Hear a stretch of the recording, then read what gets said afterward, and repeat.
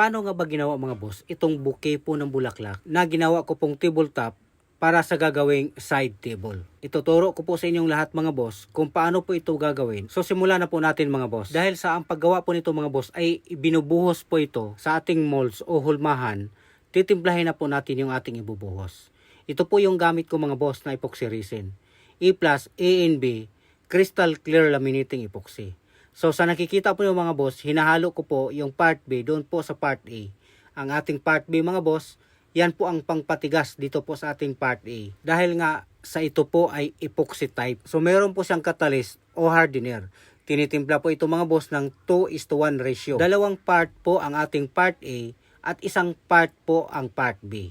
Sa isang ganyang kalaking galon mga boss ay 3 kilos po ang laman kapag maihalo na po natin yung ating part B. Ang hinahalo po natin ng mga boss ay pampakulay po ito. Yan po ay liquid pigment para po sa epoxy resin. Dahil ang plano ko nga po mga boss, ito po ay magkaroon po siya ng background na kulay itim. Nang sa ganon, kitang-kita po yung ating design. So ngayon po ay hahaluin na po natin. Sa paghalo po nito mga boss, kailangan po nating haluin po talaga ng gusto.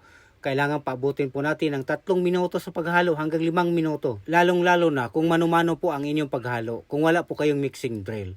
So kailangan po talaga ninyong patagalin po para maihalo po ng husto ang chemicals. Nang sa ganon, hindi po magkaroon po ng problema. At nang natapos na po nating timplahin ang ating epoxy resin mga boss, ang ginagawa po natin ngayon mga boss ay ini-spray po natin ng alcohol para malinis itong ating molde. Dahil mayroon pong mga alikabok yan. At higit sa lahat mga boss, may mga balahibo po ng pusa yan. So ayaw natin na maisama po ang balahibo po ng pusa dyan po sa ating design. At nang nalinis ito mga boss, ang ginagawa po natin ngayon ay nililevel po natin mga boss yung ating molds kung nasa tamang level ba. Dahil kapag wala po sa level ang ating molds mga boss o yung ating hulmahan, kakapal po yung kabilang side tapos manipis yung kabilang side.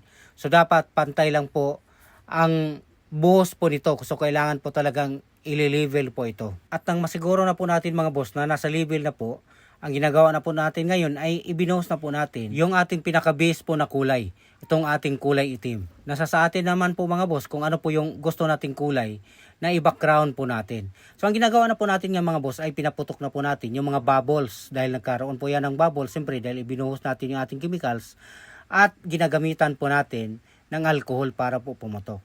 At nung malapit na siyang matuyo mga boss, saka po natin inilatag yung ating mga design ng mga dahon at mga bulaklak. Dahil ang design nga po dito mga boss ay bouquet po ito ng mga bulaklak. At sa nakikita po natin mga boss, unti-unti na po nating ma-visualize na maganda po ang kalalabasan po nito. Nakatatlong patong po ako mga boss o 3 buhos bago ko po siya tinanggal. Ayan po. Dahil ang gamit nga po natin mga boss ay laminating epoxy. Kaya unti-unti nating binubuhusan. Dahil kapag nabigla ito sa kapal mga boss, ang laminating epoxy, masyado pong mainit at may posibilidad po na mag-crack po yung ating gawa.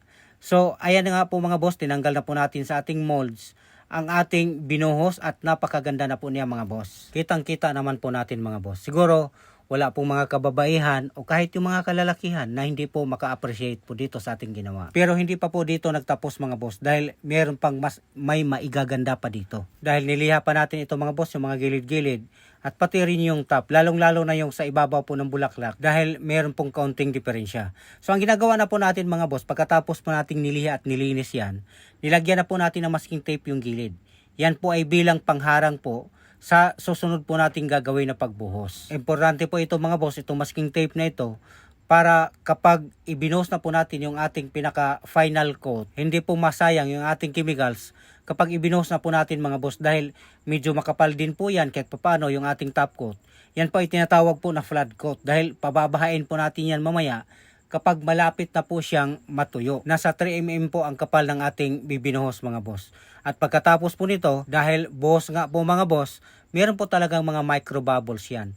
At yan po ang ginagamitan po natin ng alcohol na ating pinag-spray. At pagkalipas po ng 45 minutes, tinanggalan na po natin ang ating masking tape, yung sa gilid po mga boss.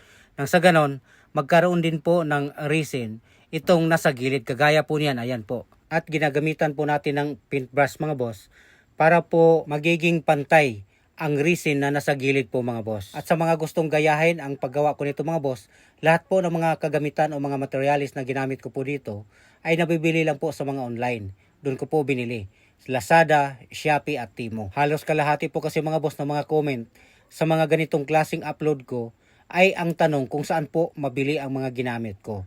So ayan na nga po mga boss, napakaganda at napakalinis po na pagkagawa. Higit sa lahat, napaka-elegante po niyang tingnan. Sa mga gustong magpagawa mga boss, nasa comment section lang po. At kung kayo hindi pa nakapag-subscribe sa ating channel, mag-subscribe na po kayo mga boss. At huwag pong kalimutang i-like at i-share ang video na ito. Maraming salamat po.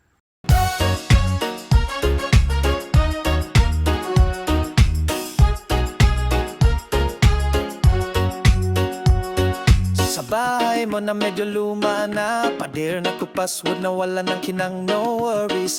May solusyon na with brushes and rollers, kayang-kaya yan. Kulay na mundo mo kayang ibalik, kahit anong surface, smooth or brick. Watch and learn, hindi ka maliligaw. Sagot na yan ni Larry, trust me.